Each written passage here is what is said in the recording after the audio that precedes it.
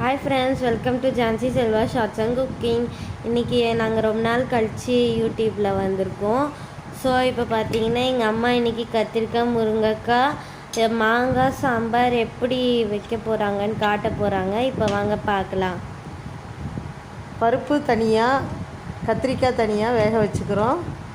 இந்த பருப்பில் பார்த்திங்கன்னா தக்காளி, பூண்டு, பருப்பு போட்டு 3 விசில் விட்டு நல்லா கடைஞ்சி எடுத்துக்கிட்டேன். அதுக்கப்புறமா பக்கத்தில் மத்து தேவைப்படாது, இதுக்கு கரண்டிலே கடைஞ்சிக்கலாங்க. 3 விசில் விட்டால் போதும். கொஞ்சம் மஞ்சள்தூள் போட்டுக்கணும்.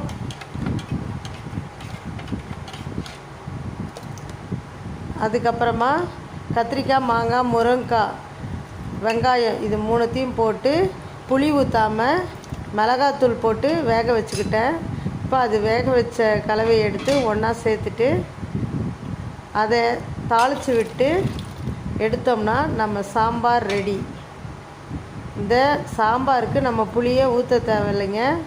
அந்த மாங்காவுடைய ஃப்ளேவரே நல்லா இறங்கி சாம்பார் ரொம்ப அருமையாக இருக்கும். இப்போ நான் நைட்டில் செஞ்சுருக்கேன், இட்லிக்கு செஞ்சுருக்கேன். சுட சுட இட்லி, கத்திரிக்காய், முருங்கைக்காய், மாங்காய் போட்ட சாம்பார். புளி ஊற்றலைங்க, இதுக்கு கொஞ்சம் கூட புளி ஊற்றலை. ஏன்னா மாங்காவுடைய புளிப்பு தன்மையே இதுக்கு சரியாக போயிடும்.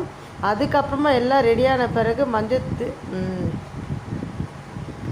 பெருங்காயத்தூள் போட்டு இறக்கணும்னா சாம்பார் ரொம்ப மணமாக இருக்கும். அதே மாதிரி உப்பு கொஞ்சம் பத்தலை, கொஞ்சம் உப்புத்தூள் தடவி எடுத்து வச்சுட்டோம். இப்போது 1/4 மணி நேரத்தில் சாம்பார் ரெடி ஆயிடுச்சு. இப்போ சாம்பார் ரெடி ஆயிடுச்சு. ஏன் இந்த நைட்டில் இந்த சாம்பார் செய்கிறேன்னாங்கன்னா, எங்களுக்கு மார்க்கெட்டில் ஃப்ரெஷ்ஷாக வெஜிடபிள் கிடச்சிச்சு. அதனால் இன்றைக்கி செஞ்சிடலாம், நைட்டுக்கு கூட பரவாயில்லன்னு செஞ்சிடலான்னு சொல்லிட்டு பிளேட் பண்ணிடலாம். ஸோ இப்போ வீடியோ முடிக்கிறோம். இப்போ பார்த்தீங்கன்னா லைக், ஷேர் அண்ட் சப்ஸ்கிரைப். நீங்களும் சாப்பிட வாங்க. பாய்.